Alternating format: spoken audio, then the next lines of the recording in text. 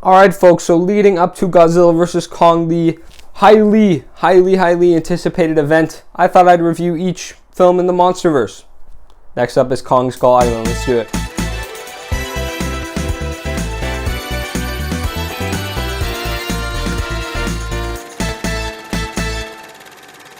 There are a lot of things I really liked in the, there was some really impressive cinematography. I'll just say, you can check out my Godzilla review, should be up there. But this one felt like there was a lot more effort in, and I have seen Godzilla King of the Monsters. I'm not going to spoil that review. Come back and watch that if you want my thoughts on that. But this one had a lot of effort into it. This film in general, the cinematography, I liked it. This film is unexpected, not really good or bad particularly, but it's very brutal. Maybe you should see the film and see what I'm talking about. But there's some crazy violent stuff in this, and I had to double check. I was pretty sure it was PG-13, but I had to triple check just to make sure, 3 different sources to make sure I was right. And it's PG-13, and that is very shocking to me because it's a violent film. This film also has a very great score, Vietnam-esque obviously because it is set during that time period, but it borrows that tone of the era quite nicely and incorporates it into the film. And then, I mentioned the effort that feels like it's put on this film, and that is definitely exemplified in the style. It feels like a very stylistic film, and one that, people really wanted to try, make this a good film. The cast here is excellent. You got Brie Larson, Tom Hiddleston, Sam Jackson, all Marvel people, by the way. Who else? You've got some other people that I've seen before, like one of the military guys I feel like I've seen before. I hope I'm not forgetting anyone big. But it's just a lot of familiar faces. I'm definitely forgetting someone big. I'm going to regret it. John Goodman. I'm sure there's other people too. There's definitely other people. But anyways, great cast and, great personalities that really work off of each other. And the characters, once again, are sort of basic, but they do have much more effort here than typically expected.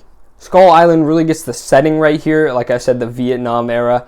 And I think that's part of the style for sure. I mentioned the score and just the visual, the filmmaking. But I think that it really knows the setting it's working with. And that's very important for a film. When you have a general subject, like monsters or superheroes, it can be very difficult to balance that in a setting. But when you do it with a historical setting, it can make it so much more interesting. So they do it well here. Kong gets shown a lot more than Godzilla in this film, I felt like. And I'll say I appreciated that, because this is a film about Kong, and considering the entire island is filled with monsters, it felt like we got more of a look at the monsters there. So up until they reached the island, I was feeling this film. I'm like, I really like this. This could be a great film, possibly one of my favorites. But when they get to the island, it loses steam for me. I should have mentioned this at the beginning, by the way, but I have seen this film before. I forgot pretty much everything, so this was like watching it again. And the minute they get to the island, it plummets. Pretty much most of the scenes on the island, their goal is to get to the other side of the island. And so that results in a lot of just attacking random monsters with cool, concepts, cool, nice designs, but not particularly interesting. It feels like there's just a lot of walking around doing mundane tasks, needlessness, especially build or repair a boat, if I'm not mistaken, later on. Very useless. Oh, John C. Reilly's in this film. There's another big one because he gives a ton of exposition. Him and all these islanders are just on the island solely for that purpose. Not cool moments, not cool characters. That entire part is so bland. There's nothing interesting there. Nothing.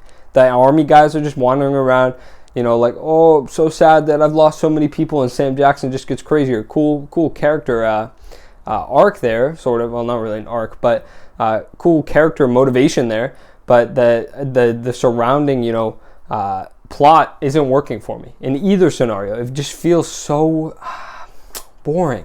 I mentioned, the creature design. I'll say the Skull Crushers, I believe are their name, look pretty cool. I mean, you should look up a photo of them right now. It obviously won't be as intimidating if you're just looking at a photo. But they've got 2 legs and they're running around really fast, and they look like, just skulls, and they've tail. I mean, cool.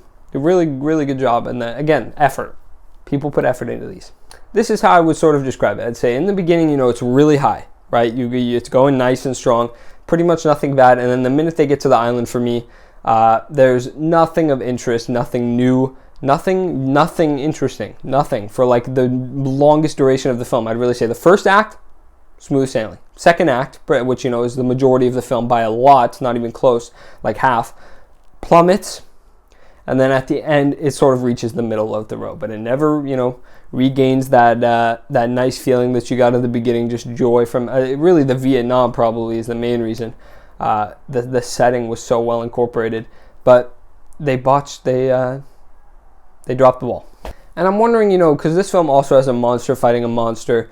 All of these MonsterVerse films do, and I'm expecting Godzilla vs. Kong to be the same way. And I'm wondering if we will ever get an actual interesting monster character that isn't either just some sympathetic, misunderstood guy, or, I would like an actual villain monster maybe. Well, we have them obviously, but like the titular character to either actually be a villain or more interesting than just big man soft heart, which pretty much Godzilla and especially Kong have both been. So folks, I am unfortunately going to have to give this film a B. Strong start, strong premise, but does not justify its existence all the way through. Alright folks, so that's my review of Kong Skull Island. If you have different thoughts, I'm pretty sure this one's well liked by most, so you maybe do. Let me know down below. I'd be interested to converse with you, tell you what parts I didn't like. I'll maybe hear out stuff that you like. Maybe we can agree. I'd love that. Subscribe, bell, all the usual. I have been EDPC Reviews. You've been amazing. I'll see you in the next video. Bye-bye.